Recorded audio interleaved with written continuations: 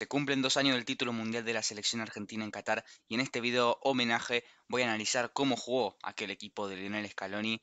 una selección pragmática, una selección camaleónica, pero sobre todo un equipo con una mentalidad y un fútbol muy por encima del resto. Y bueno, arrancamos un poco por el final, ¿no? Y justamente hablando tenemos el 11 que jugó aquel partido definitorio contra Francia, justamente hace 2 años en el día de hoy que se están cumpliendo. Tenemos lo que era un 4-3-3 nominal, pero que después evidentemente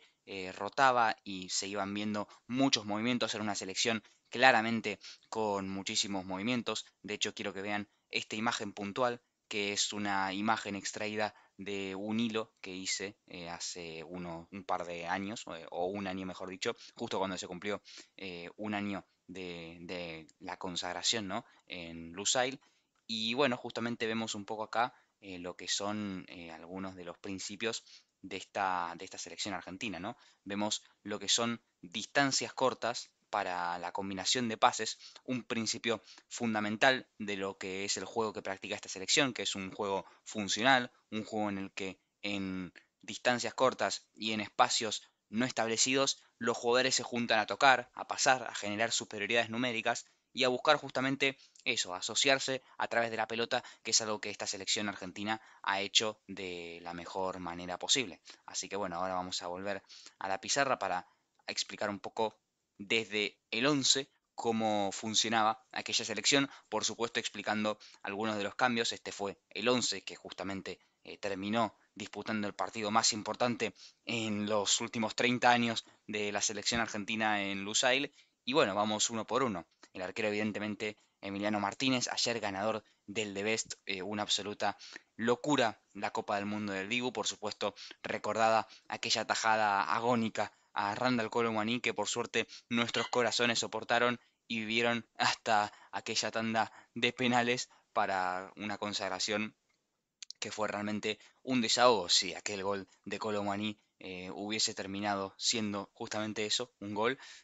no creo sinceramente que nos hubiéramos repuesto en muchísimo tiempo. Pero bueno, Dibu Martínez, evidentemente, el arquero desde el principio al fin, desde aquella entrada en un partido de Premier League por la lesión de Bernd Leno, el arquero titular del Arsenal, no paró de establecerse en la Liga, primero en el Arsenal, después en la selección argentina y a raíz de esa Copa América espectacular que tuvo en el Aston Villa. Bueno, en realidad él se va antes al Aston Villa antes de ganar la Copa América y luego todo lo que ya he sabido, finalísima, Copa del Mundo, bicampeón de América este año, bueno, y justamente el mejor arquero del mundo sin ningún tipo de duda, más allá de todo premio que pueda ganar, premio Levi Yashin, premio de Best. Evidentemente, Emiliano Martínez es uno de los mejores arqueros del mundo y en esa Copa del Mundo en Qatar claramente lo demostró con sobras. En la defensa teníamos a Molina, que fue el lateral derecho durante todo el Mundial. Pontier fue claramente el suplente, más allá de que evidentemente Gonzalo termina siendo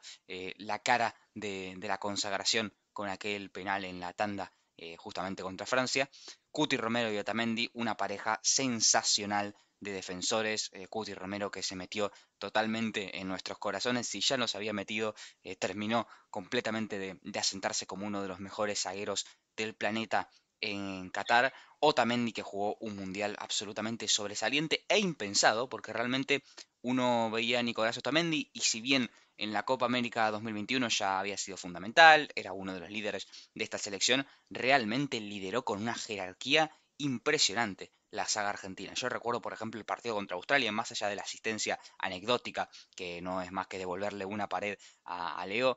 una jerarquía y sobre todo un liderazgo y una templanza para jugar al fútbol absolutamente increíble por parte de uno de los referentes de esta selección. En el caso del lateral izquierdo, ahí fue variando un poco más. Tagliafico jugó la final y jugó una final bárbara, un lateral recontra equilibrado, muy inteligente, capaz de jugar un poco más bajo, pero también de pasar y doblar por sorpresa al extremo, un jugador con un juego asociativo muy inteligente, capaz de meterse por dentro, que en el Ajax de Ámsterdam, justamente en sus mejores momentos, en aquel recordado equipo de Erik Ten Hag, era casi como un segundo delantero, llegaba al área, ¿no? Realmente un jugador muy inteligente. Nico Tagliafico, muy equilibrado también, que jugó, ya digo, una gran final, pero que en muchos momentos también fue Marcos Acuña, un lateral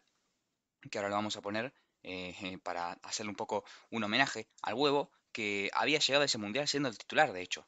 Más allá de que Tagliafico jugó la finalísima también a un muy buen nivel, la verdad que lo de Nico Tagliafico en los partidos importantes es realmente para elogiarlo. Siempre ha sido un lateral cumplidor, pero creo que en partidos como estos, evidentemente ha mostrado toda su jerarquía, ¿no? Pero más allá de eso, Acuña sí que era un lateral mucho más profundo, más potente físicamente, quizás no tanto de recorridos internos, si bien él ha jugado en el centro del campo en muchos momentos. Yo lo recuerdo en Racing, por ejemplo, en Sporting de Lisboa, verlo mucho jugar como interno por izquierda, pero más allá de eso se vio una Acuña que termina siendo clave, por ejemplo, en aquel partido contra Holanda en el que Scaloni opta por jugar así, con carrileros, y acá había entrado, si mal no estoy, había entrado, se había ido Di María, así, y había formado Argentina con una línea de tres. Ahora lo volvemos a poner, pero básicamente Argentina había hecho un espejismo de lo que era el 3-5-2 de Van Gaal, el clásico 3-5-2 de Van Gaal en Qatar, y había formado así, un 3-5-2 con Julián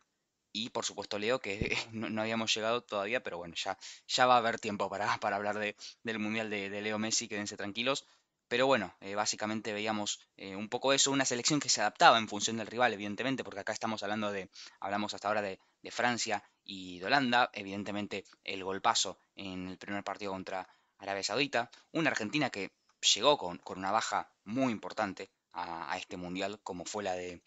Gio Lo Celso, que es una baja que no hay que despreciar ni mucho menos, porque realmente fue muy importante, ¿no? Estábamos hablando de que Lo Celso se había sentado junto con Rodrigo de Paul y Leandro Paredes, otro que en medio del mundial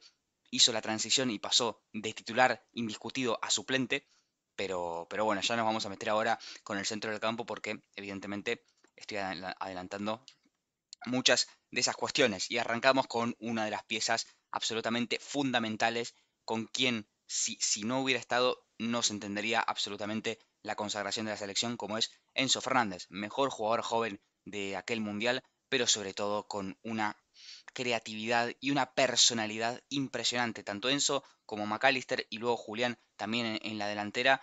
fueron las tres grandes irrupciones de la selección y te diría que del Mundial, realmente por impensadas, más allá de que ya habían estado en varias convocatorias. Julián, de hecho, es campeón de América en 2021, si bien tuvo una participación más bien residual y secundaria, pero ya llevaba un tiempo en la selección, desde que estaba en River incluso. Lo de Enzo Fernández y McAllister, sobre todo particularmente lo de Enzo, fue realmente increíble. La entrada de Enzo Fernández contra México realmente revolucionó el partido. Una selección argentina que en aquel partido había arrancado con Guido Rodríguez, si mal no recuerdan, un 4-3-1-2, mucha rigidez, obviamente, después del tropezón y del batacazo contra Arabia Saudita, era ganar o no ganar,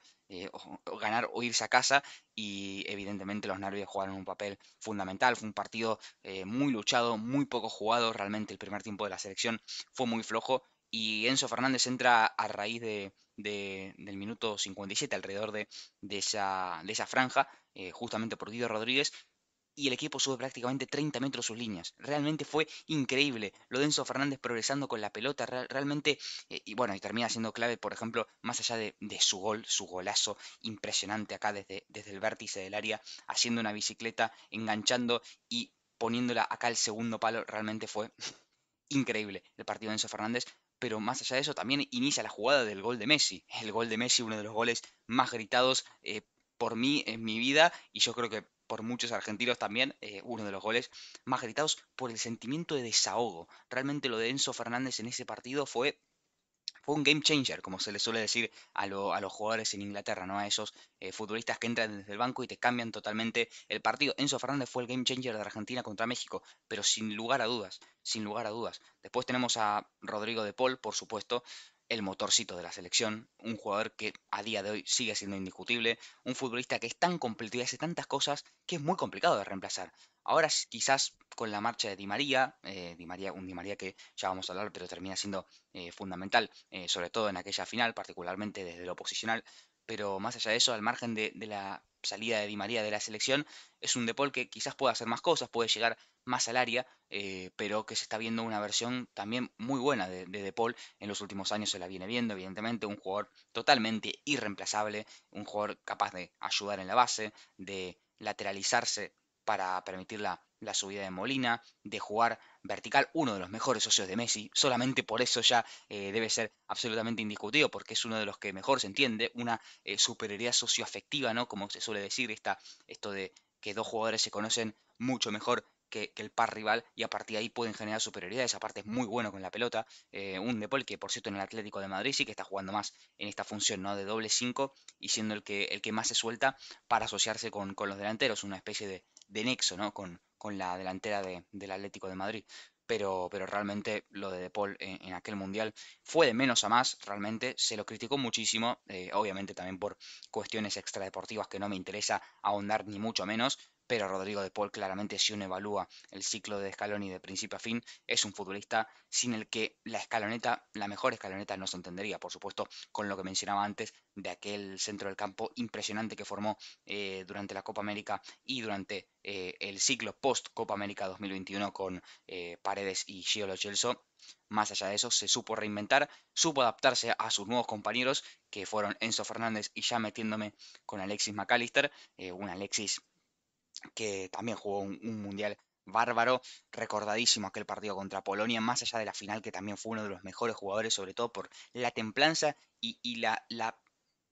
lo que uno veía o lo que uno percibía de Alexis McAllister era que el partido no le pesaba en absoluto, que estaba jugando una final del mundo como si estuviera jugando en el barrio con sus amigos. Realmente increíble lo de Alexis McAllister, la personalidad para aguantar la pelota bajo presión, la personalidad para jugar de espaldas, pero también de recibirse de cara, jugar para adelante, darle progresión al juego, por supuesto, termina siendo clave con aquella asistencia para concretar la que, en mi opinión, es la contra más hermosa que vi en mi vida y que veré seguramente jamás, aquella del 2-0, con una transición espectacular en 7 toques por esta zona que culmina con un pase de McAllister para la ruptura de Di María, perdón, acá que define por encima de Hugo Lloris, un Hugo Lloris que ya le habían comentado a Di María que siempre salía por abajo, por tanto Di María ya tenía esa información y se la termina picando. Realmente es increíble, ¿no? Como se va desarrollando todo con una fluidez que uno no termina de creer del todo. Al margen de eso, lo de McAllister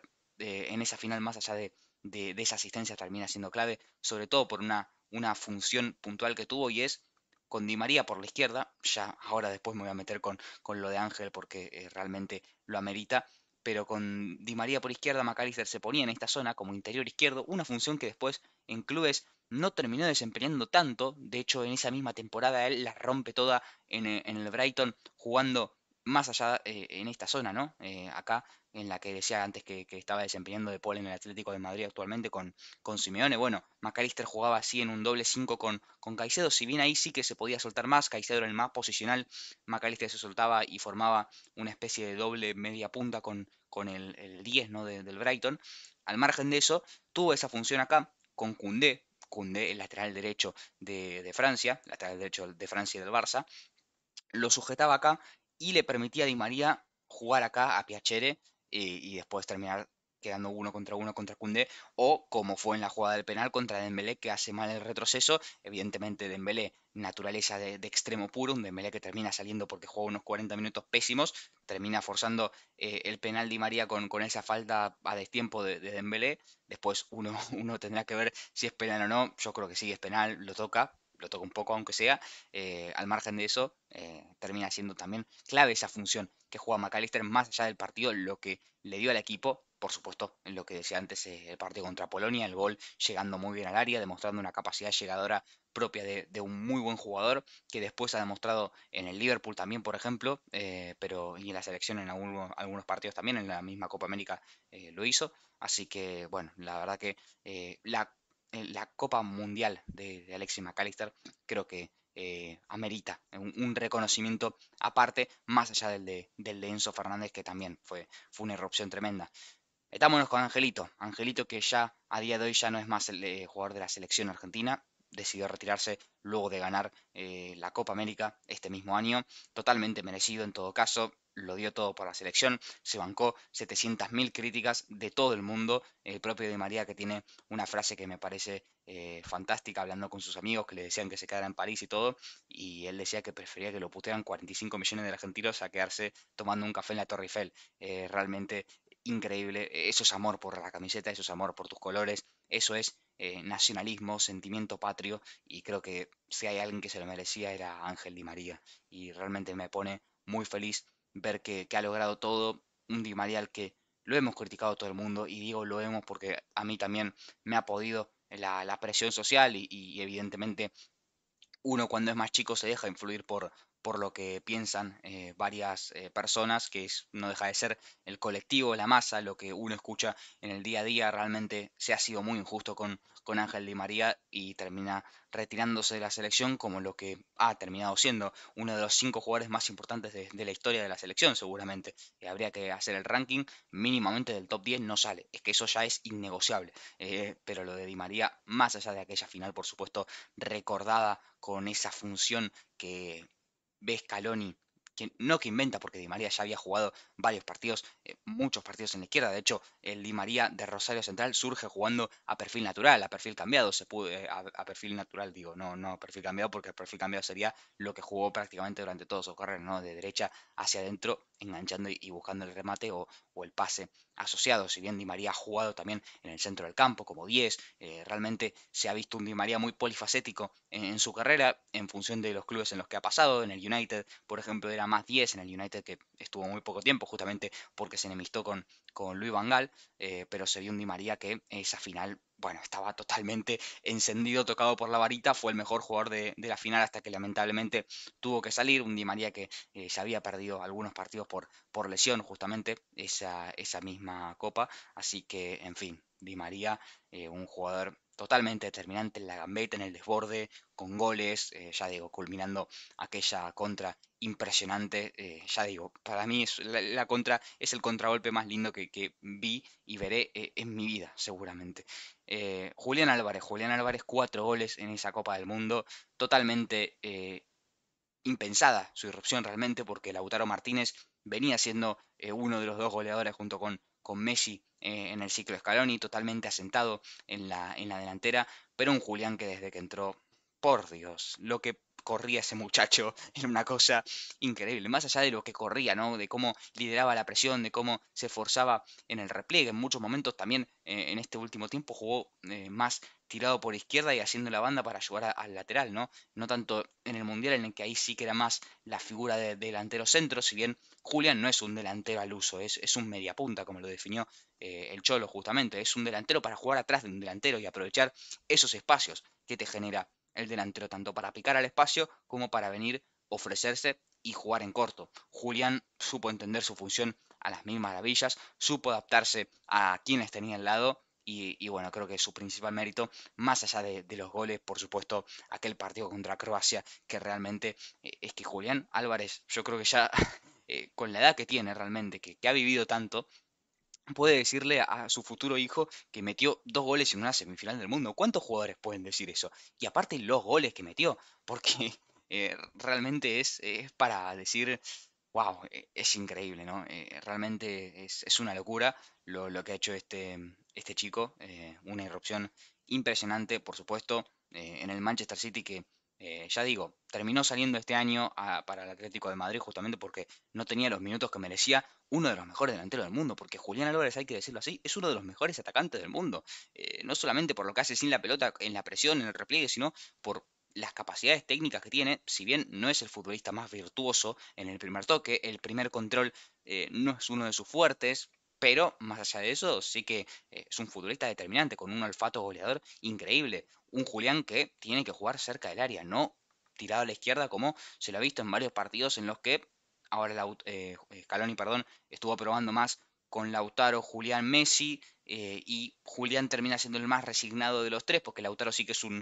más un especialista, un especialista goleador. Si bien Lautaro ha tenido un juego de espaldas, una evolución en el juego de espaldas en el último tiempo increíble, pero Julián Álvarez evidentemente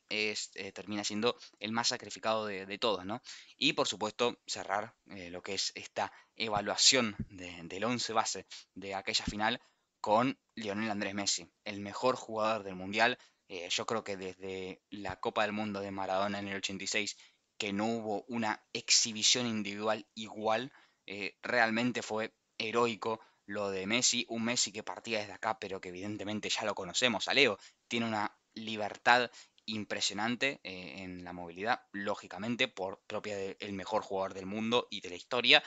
Un Messi que terminaba siendo, por supuesto, el 10 del equipo, se formaba prácticamente así en muchos momentos, ¿no? Un 4-3-1-2 asimétrico, por supuesto, con mucho movimiento en el lado de la pelota. Si, por ejemplo, la pelota estaba en la izquierda, todos se juntaban acá a tocar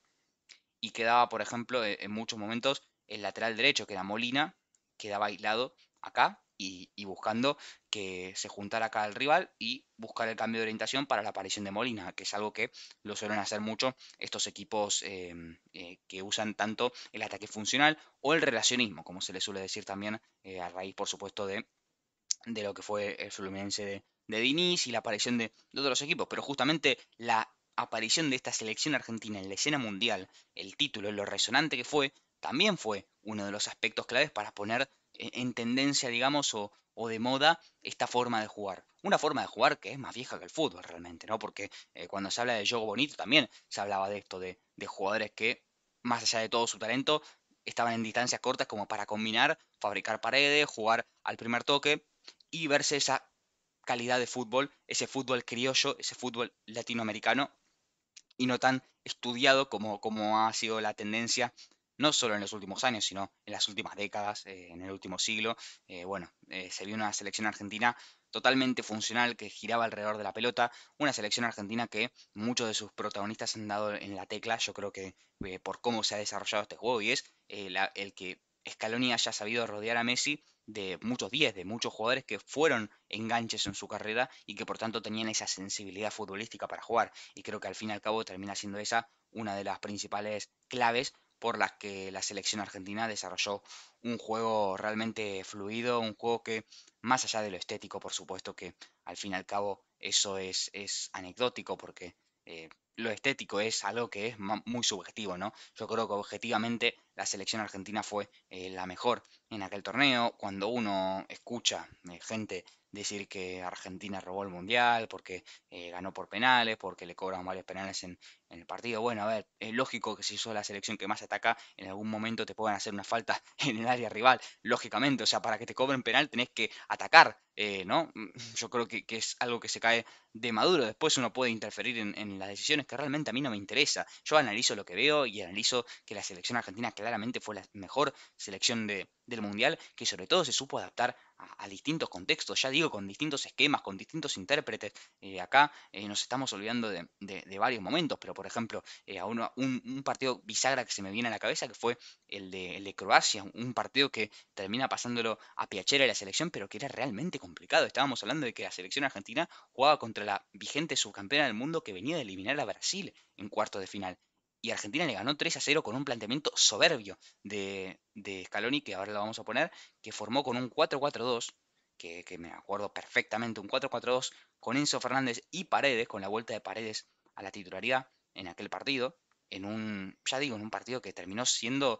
redondo por la ejecución del juego argentino, pero que no era fácil y que de hecho no arrancó fácil. Yo recuerdo a Modric, Brozovic y Kovacic en ese centro del campo magistral que juntó Zlatko Dalic en aquella Copa del Mundo, fabricando paredes y tocando con mucha libertad y realmente es complicado contra ese tipo de equipos. Ya digo, venían de eliminar a Brasil, eran una selección que estaba haciendo o estaba en un ciclo histórico, porque Zlatko Dalic también es el seleccionador de aquella croata, aquella selección croata campeona del mundo, subcampeona del mundo, perdón, campeona del mundo nunca. Pero más allá de eso se vio esto, un 4-4-2 sólido, una Argentina que en ese partido tuvo menos la pelota que en todo el Mundial, en todos los otros partidos, pero una selección que, de la mano de Julián Álvarez y Messi, sobre todo lo que le hizo a Josko Bardiol en el 3-0 con un rodeo sensacional de acá para acá, con el centro atrás y la llegada de Julián Álvarez al punto penal para empujarla, se vio, bueno, un partido bastante placentero de la selección por el juego y por el resultado, sobre todo porque realmente un 3-0 en una semifinal del mundo no puede decir cualquier selección que lo haya logrado. Así que, bueno, en resumidas cuentas, una selección argentina que ha dignificado al fútbol, una selección argentina que ha dignificado al fútbol argentino y me parece que esa es la mejor conclusión para terminar este video, ¿no? La verdad que uno cuando se pone a repasar realmente son momentos muy emotivos que seguramente no volvamos a vivir de la misma forma. Ya digo, fueron 36 años sin una Copa del Mundo, con lo que había pasado en Brasil 2014 contra Alemania, por supuesto esa desazón que de haberse repetido realmente hubiera sido muy complicada de superar, pero que por suerte se dio, por suerte se dio, por suerte se le dio a Messi, que eso por supuesto es una alegría eh, extra, ¿no? El que se le haya dado el mayor sueño al mejor jugador del mundo, el mejor jugador de la historia, un futbolista que nos ha dado tantas alegrías, tanto en la selección argentina y particularmente a los hinchas del Barça, muchos que nos hemos hecho hinchas del Barça por Messi, pero que luego hemos seguido ligados a esa institución justamente por el amor que nos produjo inicialmente semejante esteticidad o belleza del fútbol que practicaba aquel equipo de Pep Guardiola y que, bueno, está impregnada en el ADN futbolístico culé y que evidentemente también nos cautiva, ¿no? Al margen de eso, me parece que es un homenaje que le quería hacer a esta selección argentina, ya digo, pragmática, una selección argentina camaleónica que se supo adaptar a todo tipo de contextos, que se supo reponer, sobre todo, que eso es lo más importante, que se supo reponer de un golpazo como fue aquella derrota contra Arabia Saudita, terminando una racha de 36 partidos como invicta desde aquella derrota contra Brasil en la Copa América 2019. Ese golpazo contra Arabia Saudita realmente puso en jaque todo y terminó pasando lo que pasó, ¿no? Con aquel